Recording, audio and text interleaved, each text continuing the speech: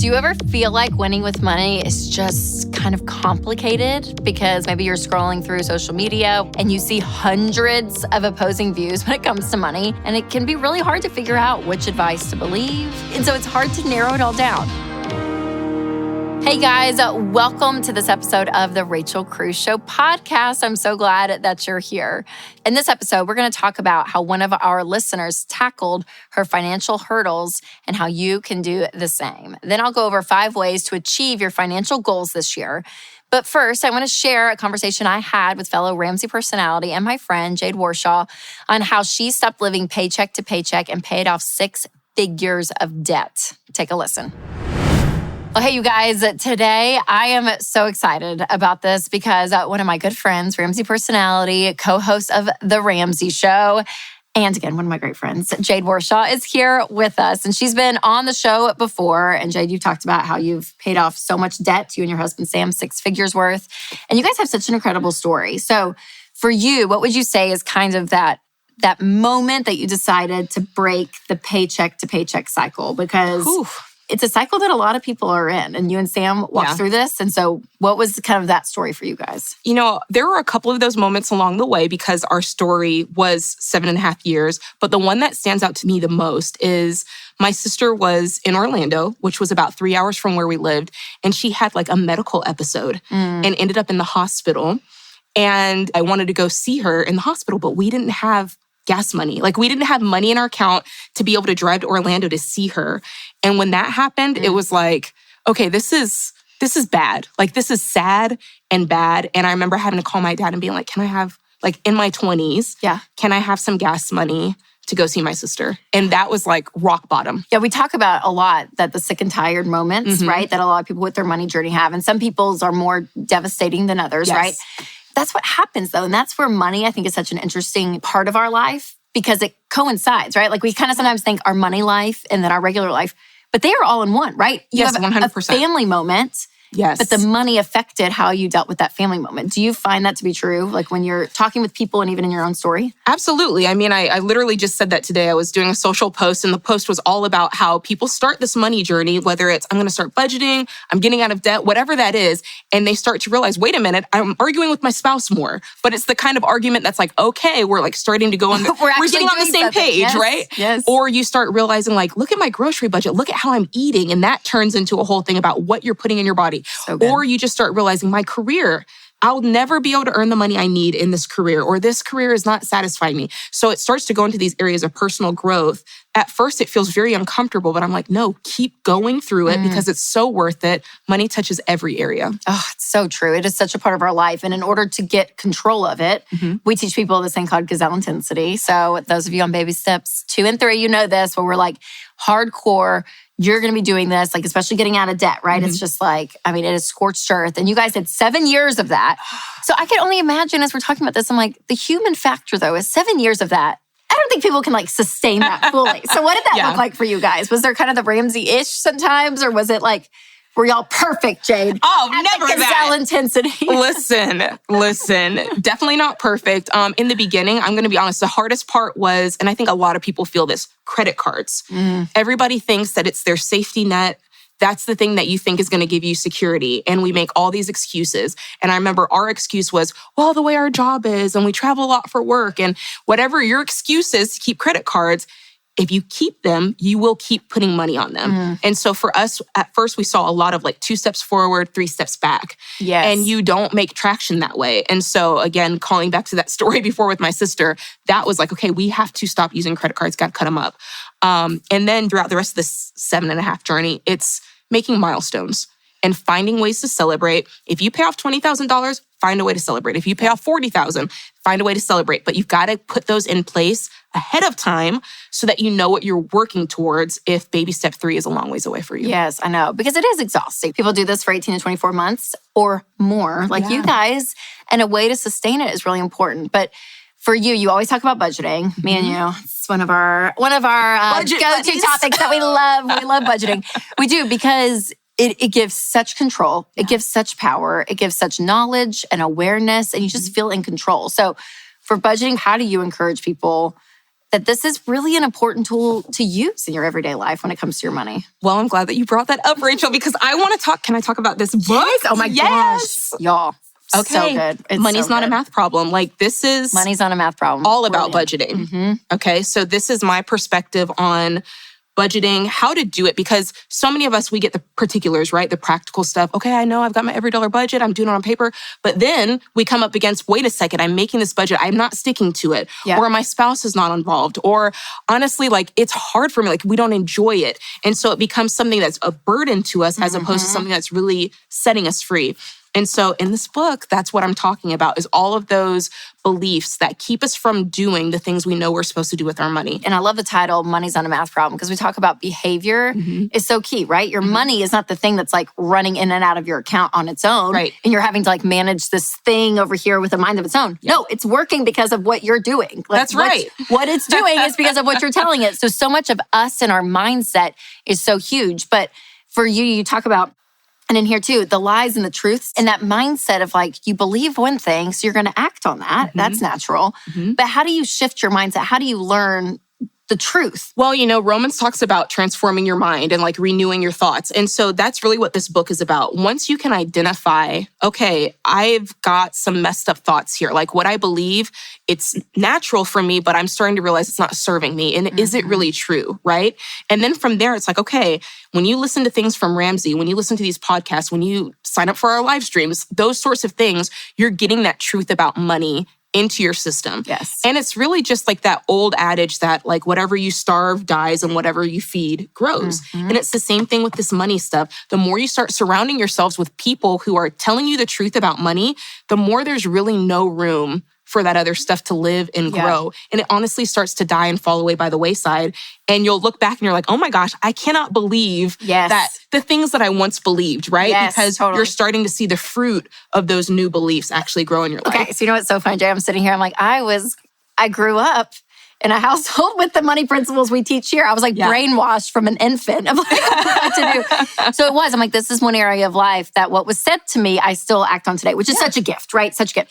But I want to know for you and Sam though, what were like one or two lies that you were like, oh my gosh, no, I firmly believe this. Yeah. And then you're like, oh, I had to completely shift away. Okay, so in this book, I talk about when I was growing up, what we heard all the time. If we asked for something like, oh, I need this or I need that, my dad would say, oh, we ain't got no money for that. Or I ain't spending no money on that. Like, it was just what we heard. Yes, yes. And so I didn't think anything of it as a kid, but as I got older, I was like, oh, like, I ain't got any money. Like, that was just kind of my answer. If I didn't have this, if I didn't have the budget money for that, if I couldn't take this trip, it was because I just don't have any money.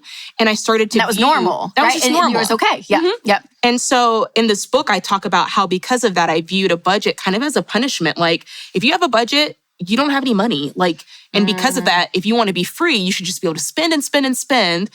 And we know where that gets you, yes, right? So good. Oh, I love it.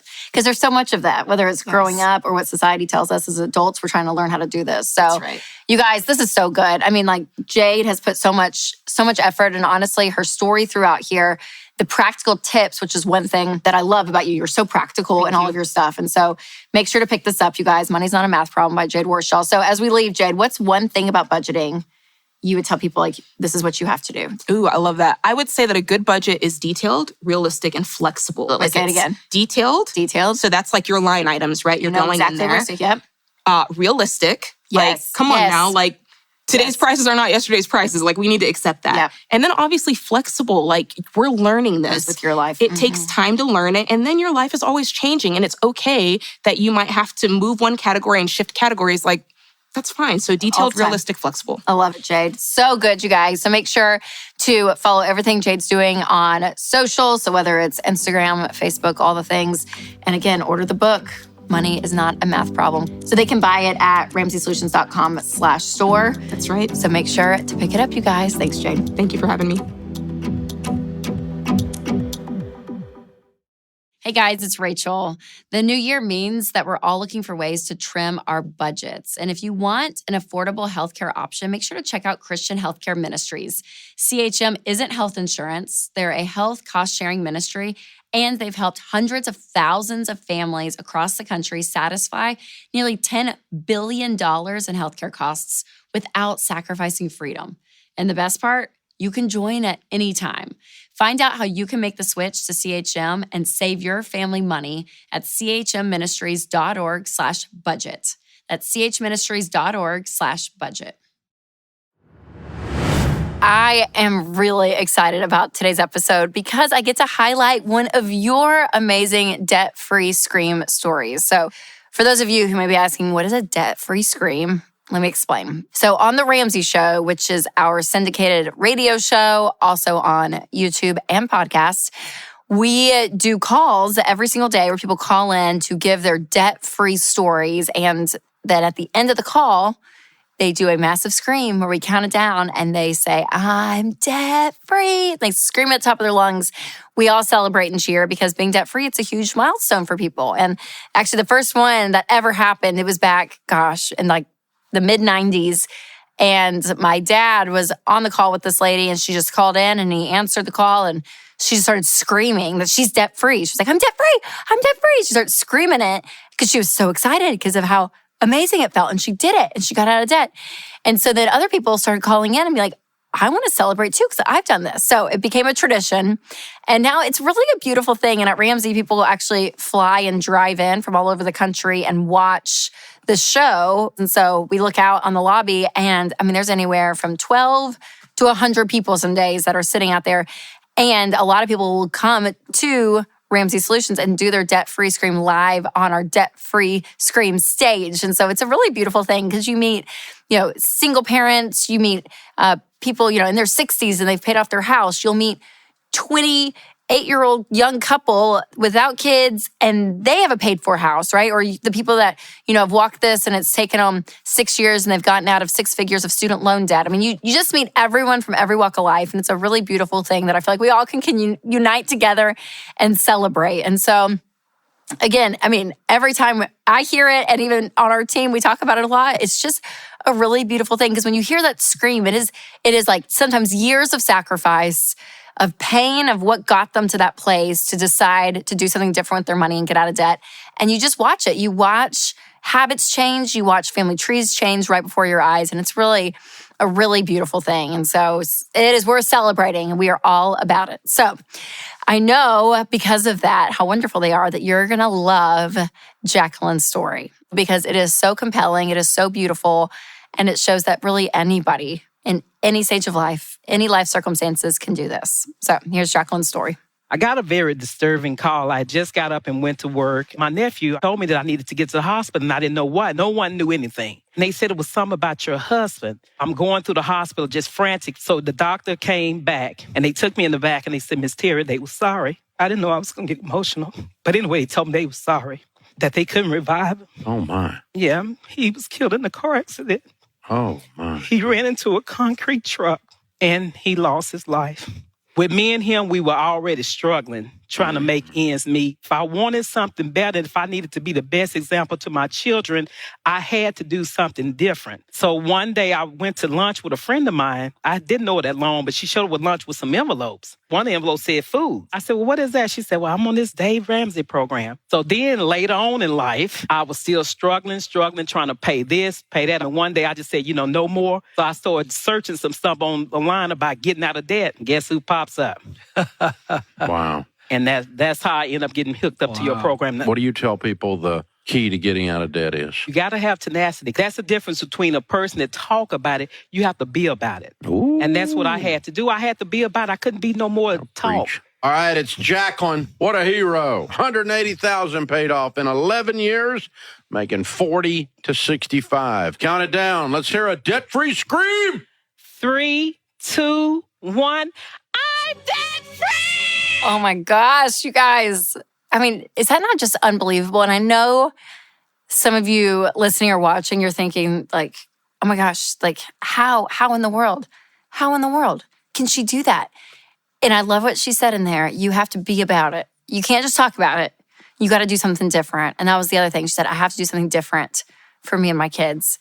And it is so powerful because I just know how many nights of exhaustion she probably had, how many things she probably had to miss for her kids during that season. Like there's just so much sacrifice involved. And then on the other end of that, not owing anyone anything and having complete freedom and autonomy is so incredible and so beautiful. Oh my gosh, I love it. I love it so much. And that's encouragement to you guys that no matter what you're facing, no matter who you are, you can do this. And remember, slow and steady wins the race. Even if it takes 11 years, you can achieve financial peace. And again, transformation, it takes time. It's not going to happen overnight. But the beautiful thing is, as you start transforming how you're handling your money, delayed gratification, patience, generosity, it changes who you are. So let's talk about how to make this happen. When you look at Jacqueline, like, how do you do this in your life and in your budget? Well, what she walked through were the baby steps. The baby steps are 7 steps to guide you through how to handle money. And again, anyone, any walk of life can do this. Your time frame is going to look different depending on your amount of debt and your income, but it is possible. So baby step 1 is $1,000 you're going to save. Baby step 2 is getting out of debt, which is what Jacqueline did. And once you do that, you bump up your starter emergency fund to 3 to 6 months of expenses. And then once that's done, you move on to invest into retirement and kids' college and pay the house off early. And then baby step 7 is you are completely debt-free and you get to be extremely generous. And so what we find specifically with baby step 2, getting out of debt, it takes anywhere from 18 to 24 months. We find people are paying off their houses in 7 to 8 years. So we have all these stats as we watch people walk this plan. And you guys, it is a proven plan and it works. We see it time and time again. So if you're looking for a change, look here and try something different. So if you take away just one thing from Jacqueline's story today, let it be this: it's never too late. Again, no matter who you are, no matter how much debt you have, no matter how long it's going to take you, you can turn your financial situation around. You can. So either you're going to be getting the same results that you've been getting with your money because you've been doing the same thing, or if you change what you've been doing, you'll get different results. And if you change to this way and you really follow this plan, you guys, it's going to bring you hope. It's going to bring you freedom.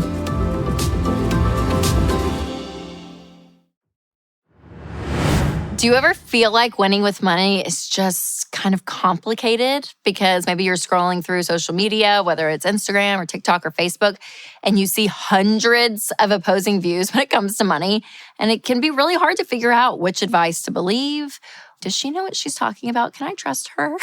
Right? And so it's hard to narrow it all down. So today I'm sharing 5 proven ways that you can achieve financial peace and experience true freedom with your money. First up is get debt out of the equation for good. Now, for some of you, this may be old news. If you follow Ramsey at all, or you've been through FPU or do the 7 baby steps, then you know that I am a firm believer in getting out of debt. Because when you are debt-free, I have seen that work over and over again in people's lives. So whether you are struggling to pay the minimum payments every month on your credit cards, or you look at your student loans and you just keep acquiring interest and it just seems to keep growing versus going down. Or maybe you're throwing hundreds of dollars away on a car loan and a payment every month while your car is going down in value. So whatever debt looks like in your life, I will tell you the number one priority you have is paying it off as quickly as possible. And once you get to a place where your only debt is your monthly mortgage payment, you're going to feel so much freedom with your money. I mean, imagine having no credit card bills, no car loans, no student loans. None of that is in your life. So hundreds of thousands of dollars every month, instead of it leaving your paycheck, you get to keep it. And that freedom is incredible, but it won't last long if you don't do the next thing on the list, which is save up money for emergencies.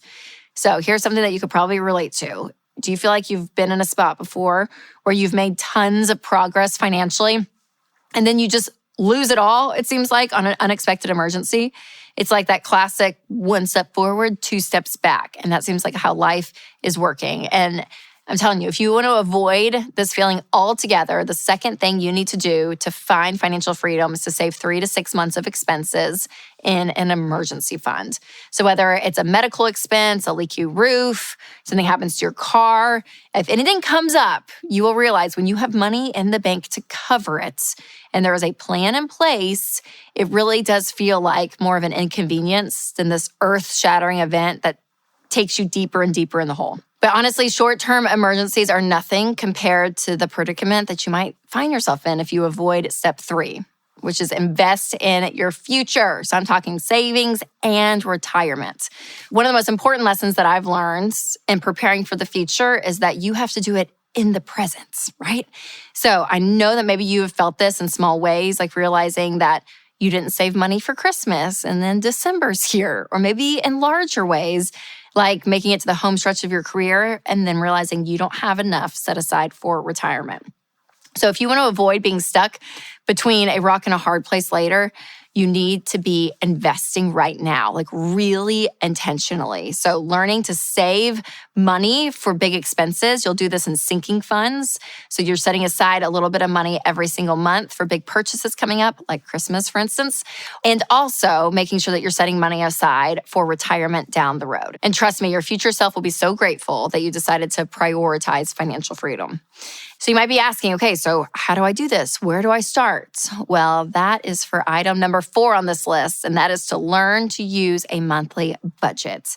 So this step may seem pretty obvious to some of you, but I have found this is one a lot of people think that they can skip. And I get it. Once you master the skill of budgeting, sometimes it can feel like it's unnecessary at times. But when it comes to your money, you guys, this habit is crucial to building your dream life. Like being intentional with your paycheck, which is your budget, is so key, which is why this is the 4th thing that I put on this list, and that is to create a monthly budget. And so a monthly budget really does give you control over your money. When you look back over the year, you're going to be able to say, okay, I know exactly where my money went because you have planned, you have detailed it out, you have documented, you have tracked transactions, you have done it all. And if you have not downloaded our app, EveryDollar, make sure to do that because it is seriously like going to be your BFF when it comes to budgeting, walking right alongside you to be able to say, hey, this is what this budget does. This is how it works. I mean, it is a tool that is going to help you so much. So make sure to download it.